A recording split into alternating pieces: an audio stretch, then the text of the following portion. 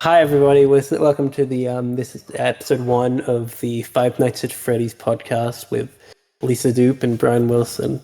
Here I'm going to hello Brian. I'm going to try and explain to everyone what I think about the lore behind the FNAF games are.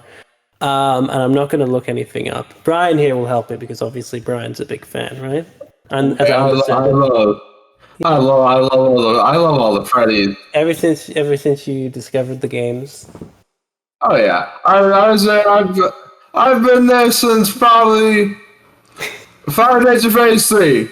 Yeah, Five Nights at Freddy's 3. Yeah. Okay. No. So okay. What I think. So Five Nights at Freddy's 1 is set in the 80s, right? You're playing as a security guard, Mike, right? And you're working at this late night. Wait a minute. Yeah. I don't think you should. I don't think you should. Yeah, I don't think you should. Do it in order of the games. I think you should do it in the timeline, the Five Nights at Freddy's timeline. Oh, okay. So as I understand it, the story starts in like the 1800s, right? There's a spirit of evil in a little that takes over a restaurant. Maybe, I don't know. Then cut forward to like the 50s, and we've got Not quite.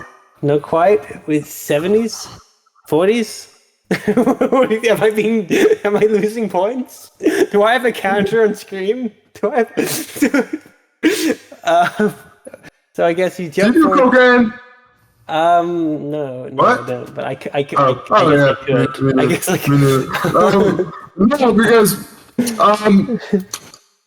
the thing with Freddy, Yeah. Freddy is there's two guys. There was Henry Emily and William Afton, Yeah. and Can we talk they about Pet started Sounds for a second? That's a Pet great album. Sounds. Pet Sounds. Well, you know, I kind of recorded Pet Sounds. Sorry. When I was recording Pet Sounds, I was inspired by Five Nights at Freddy's because Yeah. because when I played Five Nights at Freddy's 4, you know, there's the nightmares. Oh yeah. And you really wanted to one up Five Nights at Freddy's 4. I wanted to one up Five Nights at Freddy's 4, and that's why we made Pet Sounds, or as I originally want to call it, Sister Location, the album. But we wouldn't. But the Kappa won't let us do that. But Yeah. But yeah, back to so the first location was called what? Wait. Let's hear about your spring angel idea. Right? Is that turned into Smile? Dumb Angel. Which, it's named after the spirit of Henry's daughter, who was trapped in the puppet.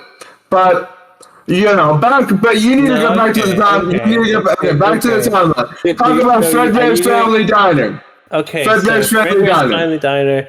Is this around in the 50s, right? Or is this around the 1800s? I don't know. It's probably been around, I mean... 70s. 70s. It opened in the 70s. These happened in the 70s. This when you were making Pet Sounds. So the store opened in the 70s by Mike and some other guy and his wife. Not quite. Okay. So they've got these... And they wear these little cheap ass fucking piece of shit costumes, and everything goes all right for them. And then in the 80s they upgrade them to animatronics. Is this what I'm hearing? No. No. Okay. No. Well, I don't know if I mentioned. I don't. Well, in so they turn into, when do they become animatronics? Is this?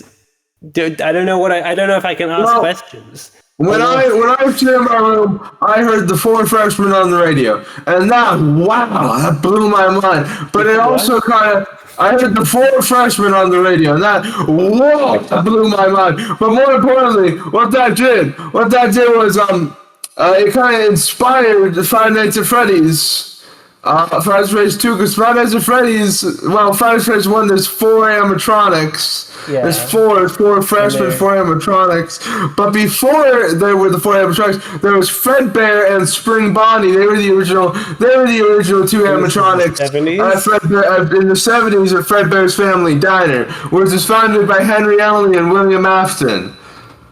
And they were animatronics? They engineered the animatronics together. They invented them. So they're always been animatronics. They've never been just shitty fur costumes. Okay. No, they're always animatronics. No, okay. I thought they were originally fur costumes, and they're like, oh, okay, we'll make these animatronics. Okay, so they're animatronics. Then in the 80s, shit happens. There's the bite of 84. I know this is. No. You're off. You're off of it. No 84? Is there no? Was there no bite of 84? The bite of 83, the bite of 87. Okay. They're 2 separate incidents. Okay. The bite of 83, which I presume was correlated with the tragedies of the Mole Show. The famously happened to Pendulette. The bite of 83 was when some fucking kid who was being abused got eaten by a little fucking by the golden Freddy, and everyone's like, "Oh no, we gotta shut down Fredbear's Family Feed Bag after just 10 short years of being open or something." I don't know. At least I guess like at least 4 years of being open. I don't know. So they were like, well, what are we gonna do now? No, I don't know what happens next. Sometime, I guess, between the 80s and the would the bite of 87 be the one where we get Springtrapped? We get Mr. Springtrapped. Does William Afton get fucked up in the bite of 87, or is that later? Is that happened in the 90s? Brian, help me out here. Brian. So you don't do cocaine? No, I don't do cocaine. I don't think. You ever listen to Phil Spector? I've heard "Let It Be," but it's kind of it's not really. I don't think that I don't know. I don't think that he adds much. Thanks, Scott Cawthon. Let It Be. Thanks, Scott Cawthon. Scott Hoff. What? Scott Cawthon of Five Nights at Freddy's fame. Yeah. Yeah. What about him? You like him? I think he made some fine games, and I think that his fake rivalry with Matt Pat is funny. Actually, it's kind of like your rivalry with the Beatles, right? Because Matt Pat made it. No, he'd make a game, and then Matt Pat would try and one-up him with his video, and they'd go back and forth, with this rivalry. But in reality, Scott Hawthorne's the Beatles. He doesn't really give a shit. They're just sort of doing their own thing.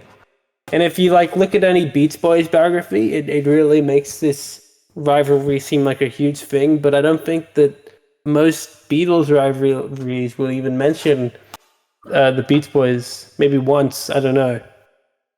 So it kind of seemed one-sided to me. No. Thanks for listening to this.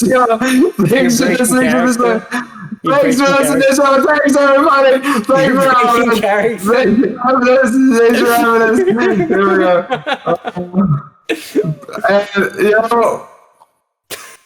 As I say, that's life. What was that the end of the show? You realized